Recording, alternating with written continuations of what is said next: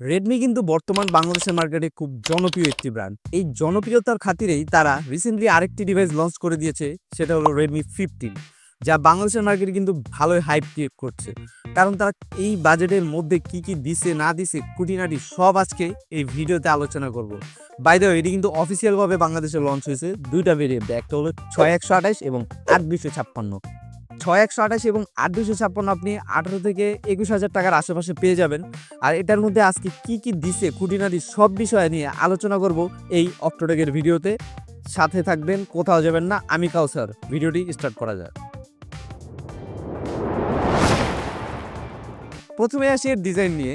এটির ব্যাক ও সাইড ফ্রেমে কিন্তু পলিকার্বনেট ব্যবহার করা হয়েছে এবং পেছনে ম্যাট ফিনিশিং একটা লুকস দেওয়া হয়েছে। এই ম্যাট ফিনিশিং লুকসের কারণে আপনার যে ফিঙ্গারপ্রিন্টগুলো পড়তো সাইডে কিংবা পেছনের সাইডে, এগুলো কিন্তু লক্ষ্য করতে পারবেন না, কারণ পরে নেই।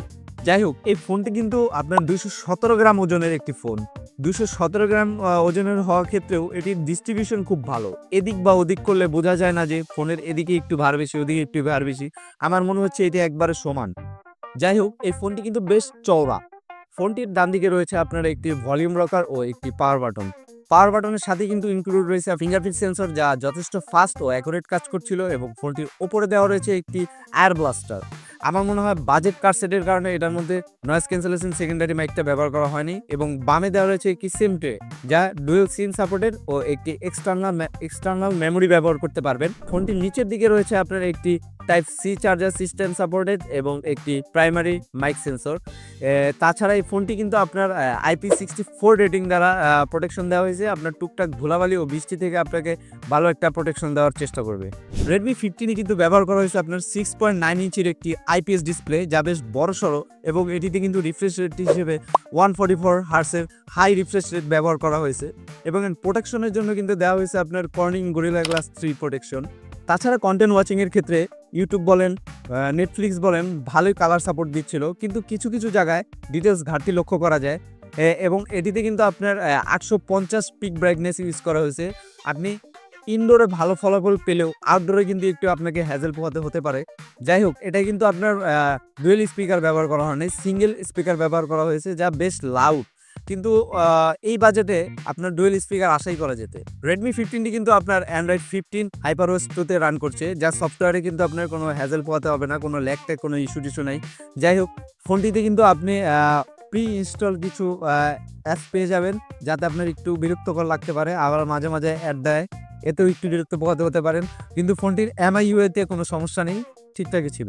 ফোনটিতে LPDDR4X এর পাশাপাশি UFS 2.2 এর সাপোর্ট রয়েছে, যাতে করে আপনার অ্যাপসের ক্লোজ টাইম আপনি ভালোই পাবেন। বেশি ফাস্ট না এবং বেশি স্লো না, মোটামুটি এই বাজেটের মধ্যে বেস্ট কাজ করছে।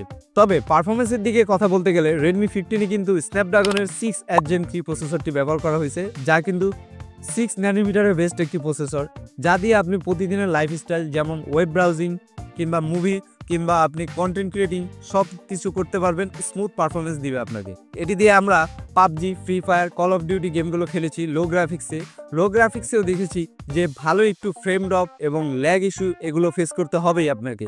কিন্তু মিডিয়াম গেমগুলো খেলতে গেলে, যেমন ছোটোখাটো গেমগুলো খেলতে গেলে ভালো একটি পারফরমেন্স আপনি লক্ষ্য করতে পারবেন। আমার মনে হয় এটি কিন্তু একটি গেমিং চিপসেট না, তাও আপনি ছোটোখাটো টুকটাক গেমগুলো ভালোই খেলতে পারবেন এই মোবাইলটি দিয়ে। এবার আসা যাক ক্যামেরা সেকশনে। এটার পেছনে ব্যবহার করা হয়েছে 3টি ক্যামেরা সেটআপ। 3টি ক্যামেরা সেটআপের মধ্যে একটি হলো 50 মেগাপিক্সেল ক্যামেরা, আর দুইটার হদিস পাওয়া যায়নি। এই 50 মেগাপিক্সেল ক্যামেরা দিয়ে আমরা কিছু ছবি তুলছি, যাতে ডিটেলস ভালো পরিমাণ ঘাটতি লক্ষ্য করা যায়। যাই হোক, ছবি এতটা শার্প না, সানলাইটে red, blue, green colour boost করে, যা কারো কাছে ভালো লাগতেও পারে, আবার কারো কাছে খারাপও লেগেছে। আমার কাছে এভারেজ লেগেছে। লো লাইটের তোলা ছবিগুলোতে ভালোই নয়েজ পাবেন। ফ্রন্টে 8 মেগাপিক্সেল সেলফি ক্যামেরা দিয়েছে, যা দিয়ে আপনারা এভারেজ ছবি তুলতে পারবেন। ফেসকে স্মুথ করে দেয়, মাঝে মাঝে স্কিন টোনকে মিসম্যাচ করে দেয়, যে চেনাই জানে এটা কার ছবি। যাই হোক, এই বাজেটের ক্যামেরা নিয়ে Xiaomi চাইলে আরেকটু কাজ করতে পারতো বা আরেকটু বেটার পারফরমেন্স দিতে পারতো বলে আমি মনে করি। তবে এটার মূল আকর্ষণটা রয়েছে ব্যাটারির ক্ষেত্রে। ব্যাটারিতে কিন্তু ব্যবহার করা হয়েছে 7000 mAh এর একটি পাওয়ারফুল ব্যাটারি। কিন্তু আরেক দিক যে হতাশ করে দিয়েছে, এটার সাথে ব্যবহার করা হয়েছে 33 ওয়াটের একটি চার্জার। আমার মনে হয় 33 ওয়াট না দিয়ে 45 ওয়াটের একটি চার্জার তারা দিতেই পারতে চাইলে। আমার মনে হয় বাজেটের জন্য একটু কাটছাঁট করা হয়েছে।